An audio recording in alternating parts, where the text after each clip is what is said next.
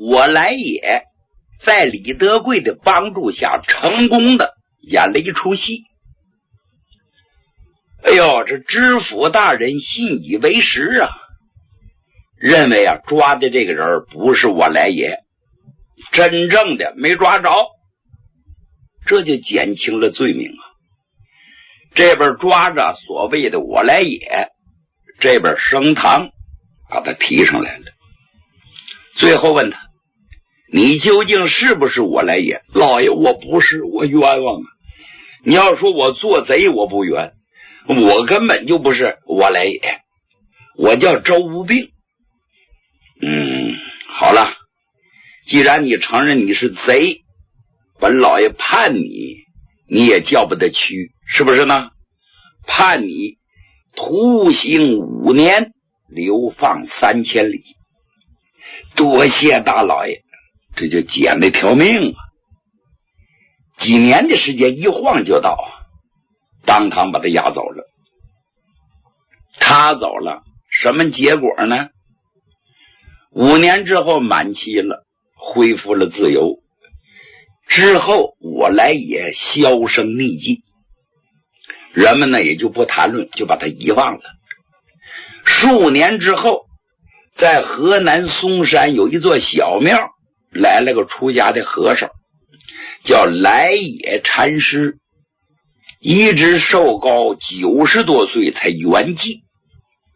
有人说他就是当年我来也，真的假的不清楚，他还得了个善终。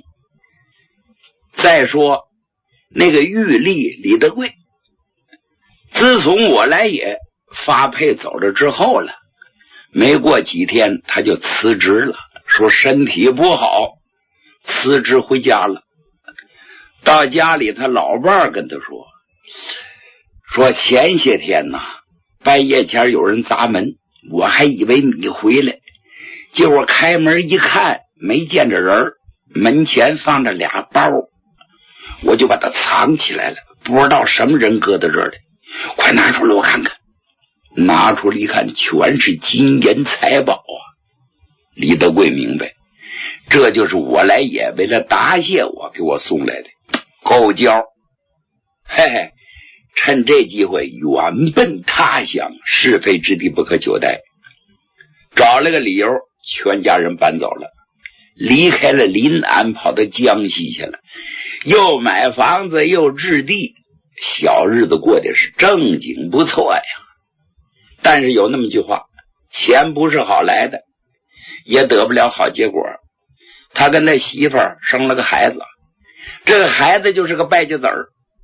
等长大成人之后，不是嫖就是赌，5毒俱全，没过几年把得来的外烙全都败光了，把这个李德贵说活活给气死，老伴儿另嫁给旁人了，这个家也就败落了。那么这个故事我来也说到这儿就算结束。接下来再给您讲个新鲜事儿，叫贼喊捉贼。这个故事发生在清朝顺治年间，说的是福建漳州。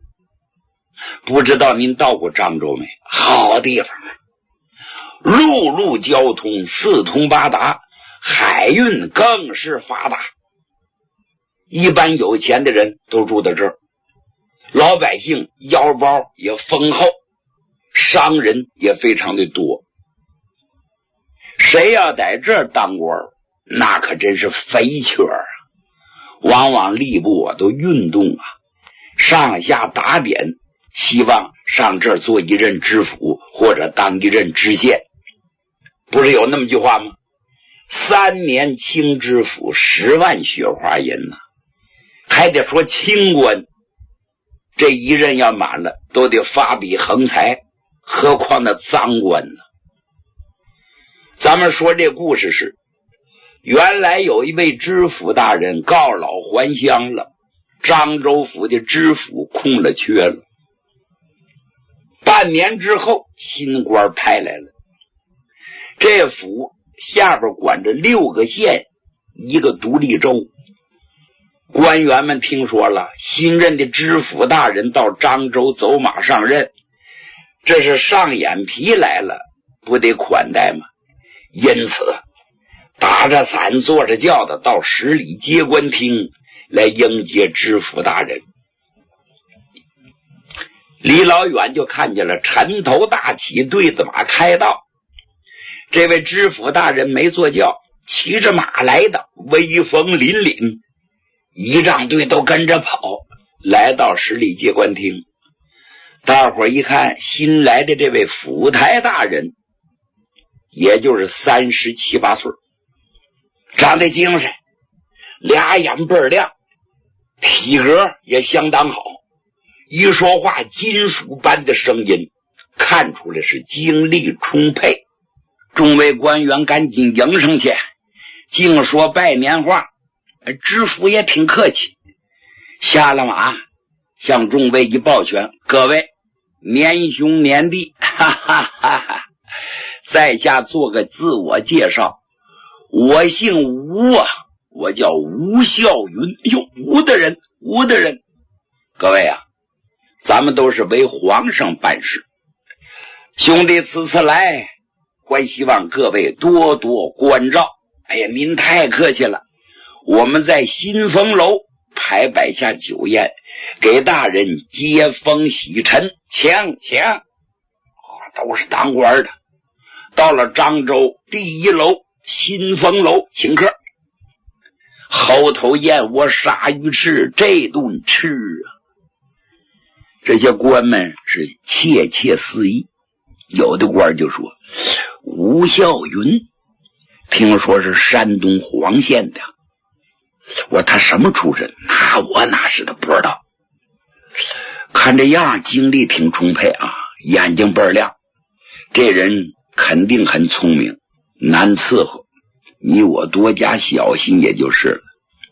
有的人就说，别看外表精明，未必这任他能做得好，漳州事儿是最多不过，够他头疼的。别看乐，将来有他哭的时候。是，议论纷纷，说什么的都有。就这么的把他送到知府衙门。前些天没升堂理事，得安顿安顿呢。等把家眷都安顿好了，4梁8柱也安排好了，这才放出放告牌，开庭理事。漳州是个大地方，那事儿能少得了吗？不管是行政，不管是司法，每一天是接应不暇。但是吴的人处理的是井井有条，一丝不乱。衙署上下各位当官的暗挑大拇指罢了，是个干茬子。他自从来了之后啊，地面上还比较安定，没出什么棘手的大案。但是20天之后发生事儿了。本城有位名人呢，张监生，头上有功名，家趁人职，家里失了道了，丢老了好东西了。祖上留下的名人字画古董，大小丢了18件，按钱来衡量的话，就上几万两银子，把这位监生老爷可疼坏了，马上派人到衙门去打了招呼，我家失了道了，这是头上有功名的人。吴知府得这信儿之后，呀哈，给我上眼药啊！我来了还不到1个月，就发生了这么大的案件，尤其是偷到了有功名的家庭，要破不了案，我得担责任呢。他马上命人备轿，来到张监生家里亲自慰问，他要看验。像这种官真不多见。张监生一听，什么知府大人来了，哎呀，真是受宠若惊，率领全家人列队迎接，见面深施一礼。大人还劳动金身大驾，您派属员来不就行了？哎呀，张监生啊，对不住啊，在我的治下发生了这等事情，我十分痛心，我特来慰问呢。是吗？多谢大老爷，您真是明镜高悬，人之父母。哎呀，过誉了。进了正厅，喝了2口茶，这位吴大老爷起了身了，问东西搁在哪，怎么丢的，询问家人拾到的经过，门窗全都查看了，而且叫人全都做了详细的记录，又看了实单，丢的什么东西，这玩意儿的出处全登记入册。临走的时候，吴孝云就说：张先生啊，你放心，此案必破，但是你别着急，是不是呢？因为本官刚来，对这的情况还不太熟悉，你也得谅解。那是，大老爷有您这句话，我就放了心了。好，要那么我回衙署了。张先生领着人送出半里地去，高高兴兴回家听信儿。但是说大老爷回到漳州知府衙门，稍事休息片刻，吩咐一声，把捕快班头林永生给找来了。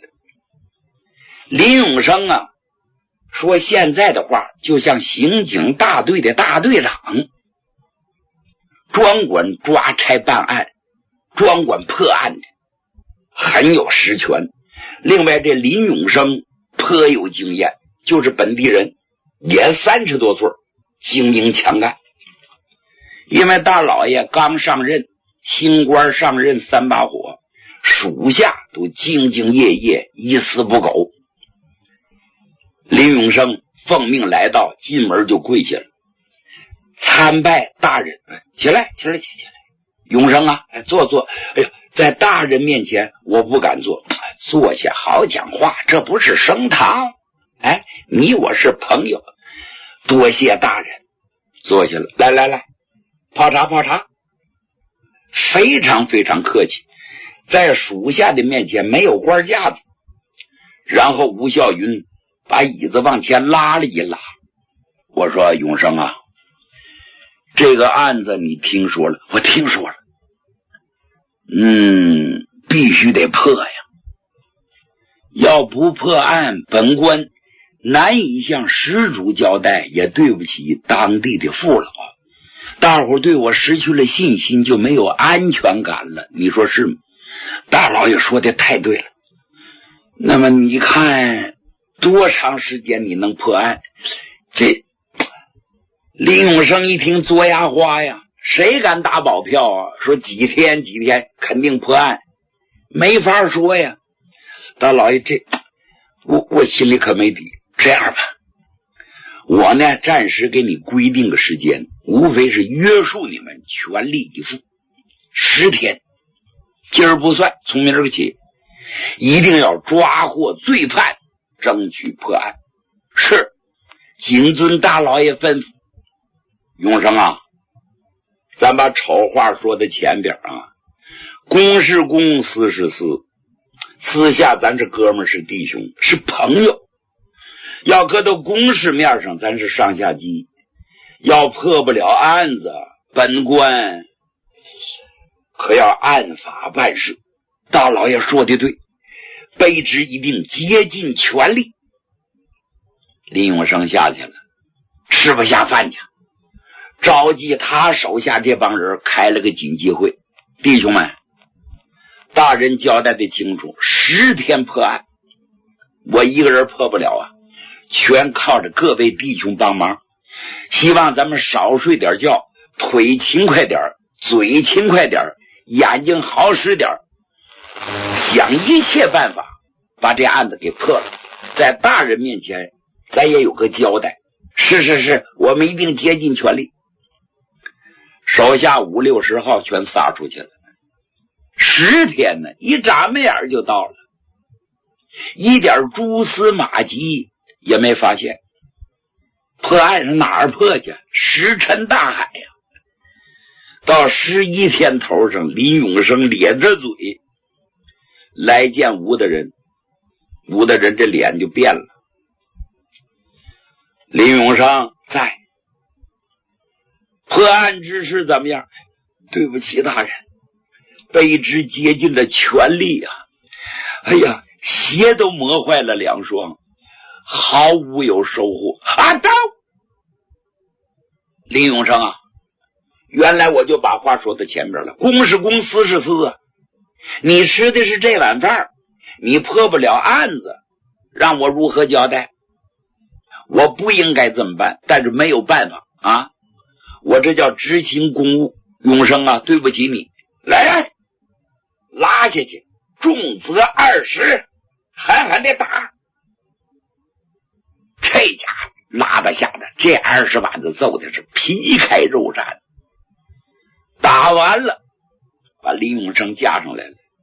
林永生脸也变了色了，满头大汗，气喘吁吁。永生，打的你冤不？不冤。屈不？不屈啊！我没尽到责任，我屈什么？来人呐，给上药，上药，上药！永生啊，我也不愿意这么做呀，但是没有办法，是不是呢？我再给你10天，容期缓限，你要竭尽全力。是大老爷。林永生咧着嘴下去了，先治伤休息了2天，还有8天。动员属下马不停蹄，内查外调，10天又到了，没有任何收获。见着吴大人一听，好，这可没有办法了，就得给你接个阿哥了，拉下去，重则20，啪咔啪，哎呦，啪啪啪，打完了又给10天。这下林永生心里可没底了。先说这哪个贼这么缺德呀？莫非是外来的贼？做完案之后远走高飞了？我上哪儿破去？就把我打死，恐怕也破不了喽。咱这么说吧，10天，拖了2月，案子毫无进展。吴孝云急了，指着林永生的鼻子，永生啊，我真不愿意这么做呀，我全靠着你呢，但是你真不给我做脸呢，我就得忍痛割爱。我再给你10天时间，你要再破不了这案子，我要你的下半截，我说话算数。林永生受刑之后抬到家里去了，净挨揍了，2条腿都不好使了，全靠着属下奔走。到家里全家人一看心疼哦，他娘他老爹都哭了。吃哪行饭也不容易呀，遇上这么个上眼皮算掉到后娘手里喽。可是人家也没什么过错，人家这么做也是执行公务，怨什么？怨这贼太狡猾了，破不了案怎么办呢？李永生说算了，这是我的命啊，谁让我吃了这碗饭了呢？晚上夜深人静，林永生睡不着啊，一是闹心，一是伤疼。他做了个总结，再给我10天呢，10个月我也破不了案。这大老爷你别看笑面虎杀人贼，说话过得去，到时候动真格的就背不住要了我的下半截，把我2条腿打成了残疾，我可倒了霉了。人不人鬼不鬼，我活着还有什么意思？与其那样，干脆我死了得了。爱叫谁破案谁破案，我是无能为力了，他一点信心都没了。等到晚上全家人都睡觉了，他准备一条绳子，想要拴到梁驼上，2条腿不听使唤，怎么办呢？干脆使刀子吧，磨脖子。他一拽刀，这玩意儿本来不想死，非要抹脖子不可，他矛盾呢，刀都攥不住了，嘡亮亮亮，刀落到地上了，把他老伴惊醒了。媳妇点灯一看啊，你要干什么？你看绳子刀子过来给他抱住了，快来人呐，快来人！可全家人都起来了，一看都明白了，老的少的哭作一团呐。你说怎么办？活不起，死不起，这关可怎么过呀？最后啊，他儿子说话了，给大家启示了。我说实在不行，把我舅老爷请出来得了。对呀，怎么把这茬给忘了？孩子的舅老爷是谁呀？姓周，叫周鸿飞。周鸿飞原来就是漳州府8班大都头，神探，功夫也棒，只是上了年纪了，老眼昏花，全家人放心不下，提前退休，回到农村种地去了。现在这一提醒，大家想起来了，是啊，老人就说体力不支，脑瓜好使，经验丰富。再者说，未必身体就对了，应当把老爷子请出来。我10天时间还来得及呀。第二天套上车，林永生亲自去请，媳妇也跟着，孩子也跟着。书说简短，还真巧，老头周鸿飞呀，刚从地里头回来，摘了不少黄瓜、茄子、土豆，老头高高兴兴的来到门前一看，怎么来挂车呀？来客人了。进屋了，到屋一看，嚯，都亲戚来了。哎呀，他一看林永生怎么变那样了？这是在我家仔细辨认，走在街上都不认得了。我孩子，你怎么了？舅舅，你老人家大发慈悲，救救我吧！别哭，怎么回事？一家人诉说前情，老周头听着，那眼眉就立起来了。有这等事儿！我说永生啊，你怪不得你们大人，他做的不算过分，哪个官不这样？是不是？怪之怪，你办事不力呀。另外也说明这个贼十分的奸狡。行了，你别哭了，我卖老，我出头，协助你破案，破了更好，破不了我陪你一块儿死。你看爹亲叔大，娘亲舅大，舅舅这一说，林永生心里头有底了。老人家，那我太谢谢了。那您什么时候起身？现在就起身。来了呢，帮我打点打点。你看这老头退休回来了，没闲着，2、5更的功夫，天天坚持锻炼，弓刀石马步剑全都精通。另外老头这身体比没退休以前还棒，他有个特殊的本事。什么本事？善打3角插巴弹弓，这弹弓是百发百中。